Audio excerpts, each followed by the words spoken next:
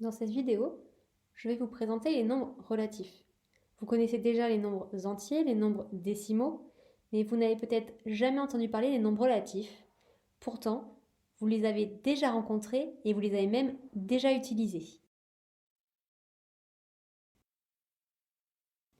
Premier domaine dans lequel on rencontre les nombres relatifs, c'est quand on regarde une carte météo en hiver.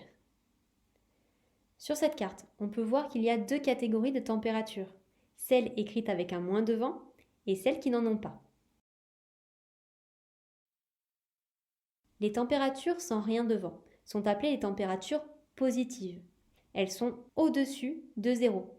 Par exemple, il faisait à Nice 9 degrés au-dessus de 0.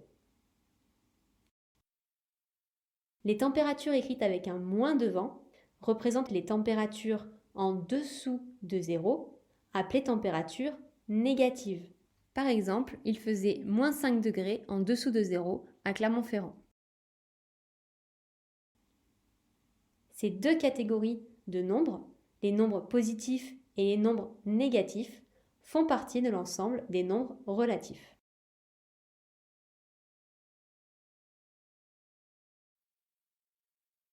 Un autre domaine où on utilise les nombres relatifs, c'est en histoire quand on construit une frise chronologique. Sur celle-ci, qui présente quelques dates d'invention, on peut voir que les nombres négatifs représentent les dates avant Jésus-Christ et les nombres positifs, les dates après Jésus-Christ. On retiendra que sur un axe gradué horizontal, les nombres négatifs sont à gauche de 0 et les nombres positifs sont à droite de 0.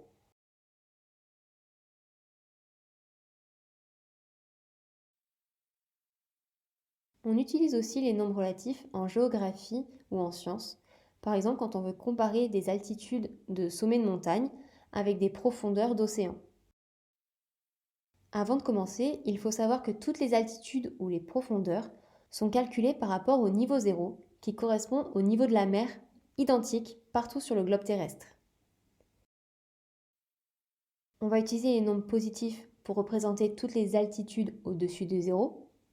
Par exemple, le sommet de l'Everest se situe à 8848 mètres au-dessus du niveau de la mer. Et on va utiliser les nombres négatifs pour représenter toutes les profondeurs en dessous de 0. Par exemple, pour la Manche, moins 174 mètres de profondeur signifie que le fond le plus profond se situe à 174 mètres en dessous du niveau de la mer. On retiendra que sur un axe gradué vertical, les nombres négatifs sont situés en dessous de 0 et les nombres positifs au-dessus.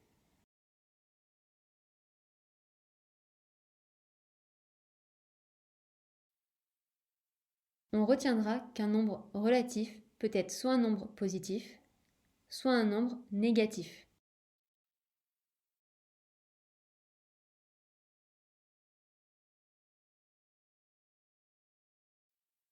On utilise les nombres relatifs dans plusieurs domaines, en sciences, en histoire ou encore en économie.